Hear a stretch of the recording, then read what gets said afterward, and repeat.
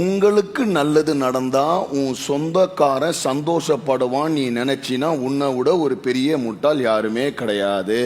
தயவு செய்து உனக்கு நல்லது நடந்தா அதை முதலில் உன் சொந்தக்காரிடத்தில் சொல்லாதே. அததான் கடவுள் இந்த குருடனுக்கு சொல்றான், உனக்கு பார்வை வந்துச்சு தயவு செய்து நீ உன் ஊருக்கு போய் சொல்லாத. ஏன்னா இந்த ஊரே விசுவாசம் இல்லாத ஊரு. நீ அந்த ஊருக்கு திருப்பி போனன்னு வச்சுக்கோ, அவன் என்ன பண்ணுவான், உனக்கு கண்ணு தெரியுதா, கொஞ்சம் இங்க பாரு அங்க பாரு, இல்லையப்பா ஒன்றரை கண்ணு மாதிரி இது, இன்னும் உனக்கு ஃபுல்லா ஹீலிங் ஆகல.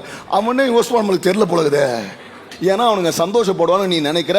அவனுங்க வயிறு எரிஞ்சு ஐயோயோ இவ்வளவு நாள் பார்க்காம இருந்தானே, நம்மளை நம்பி இருந்தானே, இப்ப இவனுக்கு பார்வை வந்துச்சுன்னா நம்மளை நம்ப மாட்டான், இனிமேல் இவன் தேவையில்லை, இவன் ரொம்ப ஆட்டம் போடுவான், இவன் சாட்சியெல்லாம் சொல்லுவான்னு அவன் சந்தோஷப்பட மாட்டான். அதனால்தான் உனக்கு நல்லது நடந்தா தயவுசெய்து பொறுமையாரு, சொல்லாத. இன்னும் கர்த்தர் நன்மைகளை செய்வார், அந்த சாட்சியா வர, அது வரைக்கும் சொல்லாத.